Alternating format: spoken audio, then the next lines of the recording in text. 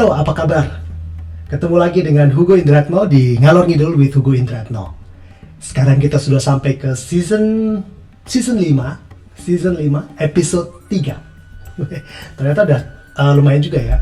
Terima kasih buat kamu yang sudah setia mendengarkan Hugo Indratno Ngalor Ngidul dari 2 tahun yang lalu ya. Pendengarnya masih sedikit, tetapi saya yakin mereka yang mau mendengarkan ngalor ngidul saya ini, ya mereka yang jelas gak punya waktu. Gak punya waktu. Jelas mereka yang punya waktu luang banyak, nganggur. Mohon maaf ya kalau Anda ternyata nganggur, gak ada kerjaan, gabut kata orang.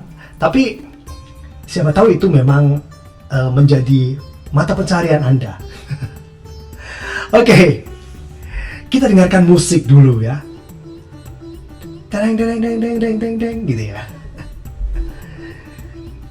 Iya, kalau ada suara-suara bocor karena ini pertama kali saya live langsung di rumah, di ruang keluarga. Jadi Anda bisa lihat nih sebagian besar dari rumah saya seperti apa.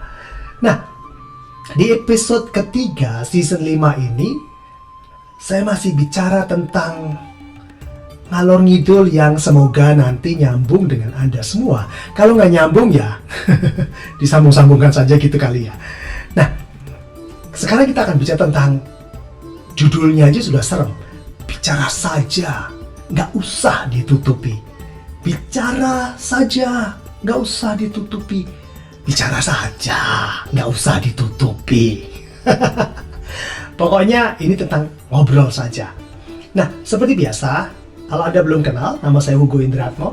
Kali ini ada videonya ya, biasanya nggak ada videonya, hanya suara saja. Tapi kalau Anda ingin tahu siapa sih orang gundul ini, Anda bisa lihat. Saya orang yang humble lah. Nggak, saya memang orang yang suka ngobrol. Dan cerita yang saya obrolkan ini bukan cerita tentang hidup orang lain, tapi mungkin ya, perilakunya, cerita-cerita dalam perilaku orang yang saya ceritakan atau cerita-cerita yang saya ceritakan ini mirip dengan cerita Anda.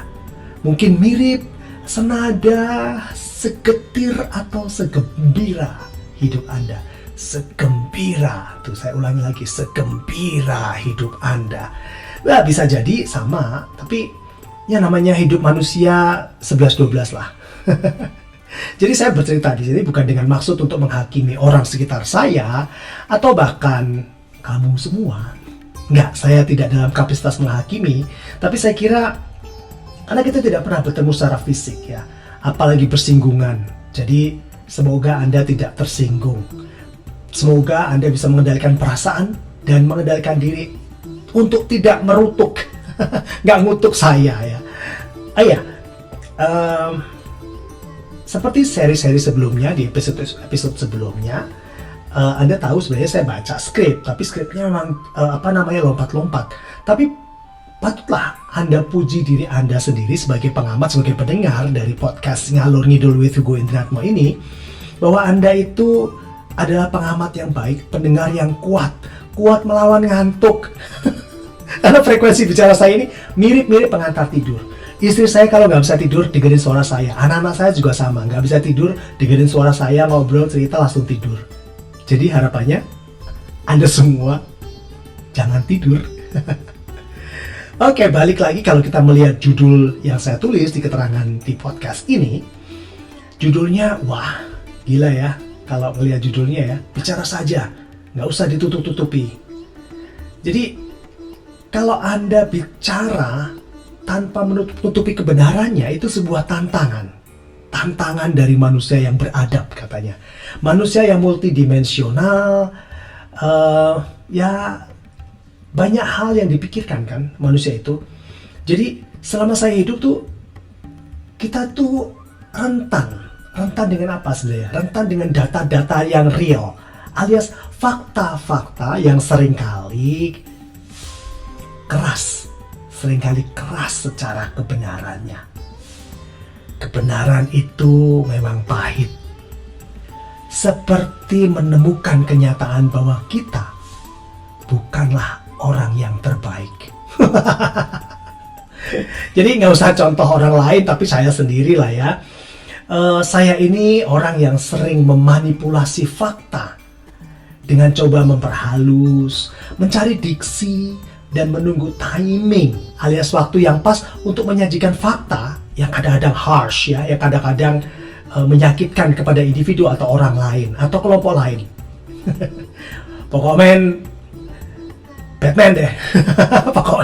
Pokoknya Batman. Pokoknya ya susah deh. Memang untuk menyampaikan fakta itu susah.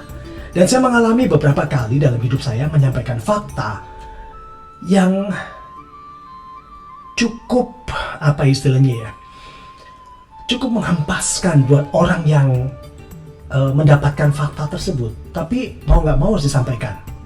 Dan itu menjadi sesuatu yang saya katakan nggak gampang dalam hidup ini, menyampaikan fakta, kebenaran. Ngomong aja apa adanya. Itu nggak semudah membalikkan telapak tangan ketika Anda punya kekuatan. Jadi seakan-akan membalikkan telapak tangan ketika Anda punya kekuatannya sedikit. Berat banget gitu ya. Nah, tapi sebenarnya pertanyaan mendasarnya adalah apakah kita semua ini siap menerima kenyataan dari kebenaran yang motor lewat. Biarin. Saya ulangi ya. Tapi sebenarnya yang paling mendasarkan adalah sebenarnya kita semua ini siap berlipat ya. Sebenarnya kita semua ini siap gak sih menerima kenyataan dari kebenaran yang bukan versi kita sendiri? Paham gak? Kadang-kadang kita ingin mendengarkan apa yang menjadi harapan kita. Kebenaran yang menjadi harapan kita. Bukan kebenaran yang fakta gitu ya. Yang betul-betul gak ada kepentingan objektif. Dan kadang-kadang itulah yang menghempaskan harapan-harapan kita. Yang membuat kita tersudut. Kemudian berurai air mata. Stres, teriak. Dan akhirnya berkata, tidak! Sinetron banget. Nah, contoh sederhana nih. Buat Anda yang sedang pacaran nih ya, kalau saya sudah enggak. Ini ada cincin melingkar, sudah punya anak 2. Contoh sederhananya adalah Anda ke rumah pacar, di sana Anda diajak makan siang. Diajak makan siangnya bukan oleh pacar loh, oleh ibu pacar Anda. Terus Anda makan nih, saat mengunyah nasi dan sayur secara bersamaan, ternyata nasi yang Anda kunyah itu belum matang benar. Jadi masih ada yang apa istilahnya belum tanak gitu ya, belum matang banget gitu ya. Nah, masih agak-agak keras-keras gimana gitu ya. Pas lagi mencoba bertahan dalam kunyahan ya, yang agak bergejolak itu, tiba-tiba ibu pacar tuh tanya, Gimana nak Hugo? Gimana nak Hugo rasanya? Agak asin atau terlalu pedas? Anda gimana? Mau jawab dengan jujur? Sayurnya pas banget tante. Dan nasinya belum semua tanak. Masih meletis kriuk-kriuk. Atau enak banget tante. Maknyus banget maknyus. Nah ini, pilih jawaban kalian secara cermat dengan mempertimbangkan masa depan yang hendak kamu tuju bersama pacarmu kelak. Kalau jawaban pertama tadi, kok masih meletis ya tante ya? Gimana ya? Apakah kamu pilih hanya sampai di situ saja dan kamu hanya menjadi bagian dari sejarah keluarga itu? Bahwa pernah mampir makan siang di situ dan ngomong meletis? Atau kamu ya sedikit-sedikit inilah ya diplomatis. Nah ini juga ada banyak, makanya dalam kehidupan kita emang harus dikatakan dengan terang benderang, tapi ada juga yang harus dikatakan dengan sedikit remang-remang. Dengan maksud bahwa lawan bicara itu kita sebagai lawan bicara ya, bukan lawan bicaranya, kita sebagai lawan bicara itu sedikit ada rasa kemanusiaannya lah, nalar kemanusiaannya, bisa mengerti apa yang dimaksud kalau kita ngomongnya hanya diperhalus gitu ya. Jadi ada semacam sinyal-sinyal. Basa-basi, basi banget ya. Ada yang buat bete juga. Nah itu juga. Semacam kalau pacar kamu mengatakan, terserah. Mau makan apa yang? Terserah. makan bakso, terserah.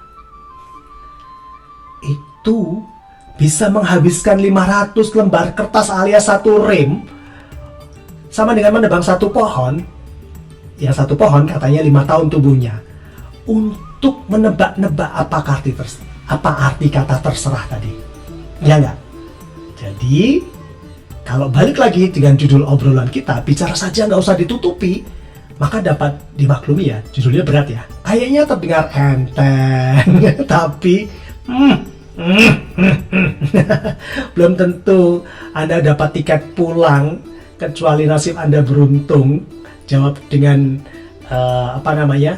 jawaban yang memuaskan pacar Anda atau ibu pacar Anda tadi. Nah, kalau saya nih, idealnya saya bicara langsung tanpa sensor.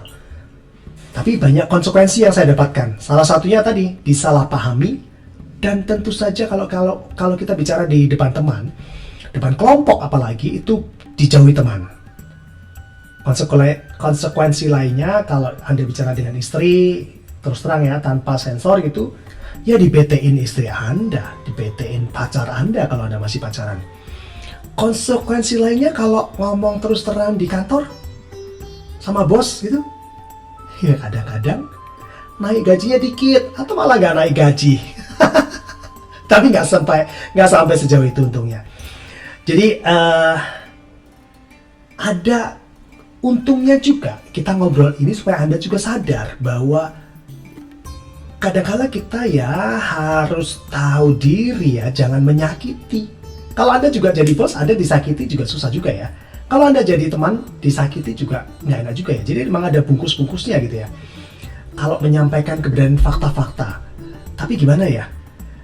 Ada yang bilang sih, tadi sempat saya bilang juga di depan, bahwa ketika mengatakan kebenaran, pilih timing yang tepat.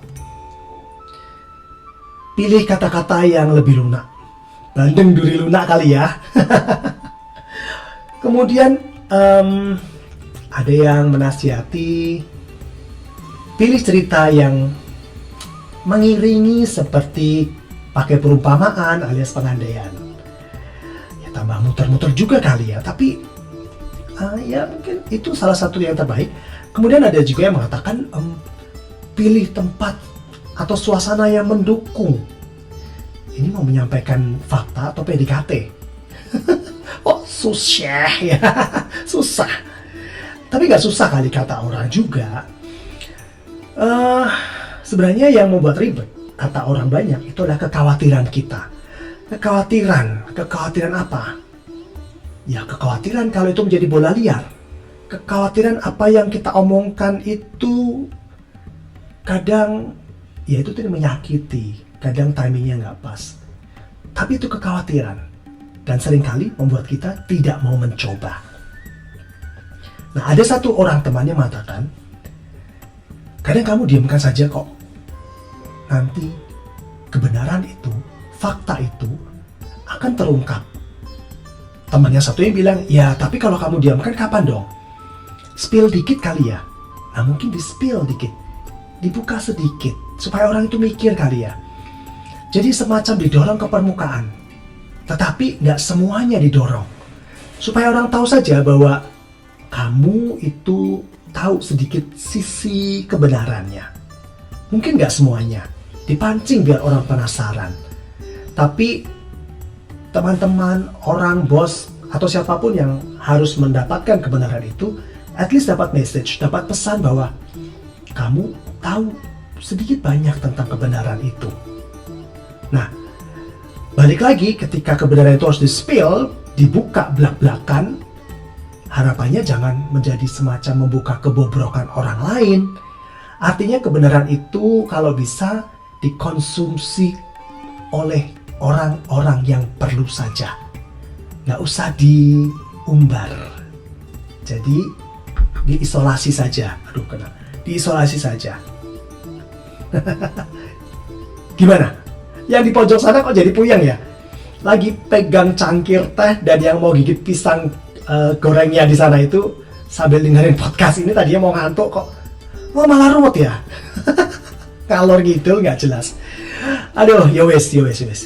Saya akan tinggalkan kamu sendiri merenung kebenaran macam apa yang kamu punya dan bagaimana kamu akan mengungkapkannya.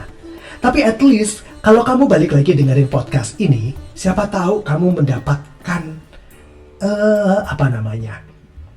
inspirasi.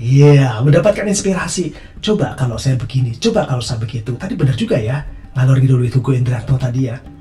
Oh ternyata Hugo Indratno itu gitu orangnya. Oke. I leave you with this message. Saya tinggalkan kamu dengan pesan ini. Not every words. Aduh, saya gelegean. Not every words can be told right now. Hold some words. Save it for the best time. Tidak semua kata-kata atau kebenaran ya dalam hal ini bisa kamu ucapkan sekarang. Pegang dulu beberapa, nanti pilih timing yang tepat. Semoga itu menjadi jawaban buat kita semua bahwa kita harus bicara, nggak usah ditutupi. Saya Hugo Indratno. Semoga apapun yang dilakukan, semuanya berakhir dengan baik-baik saja. Ciao, dadah.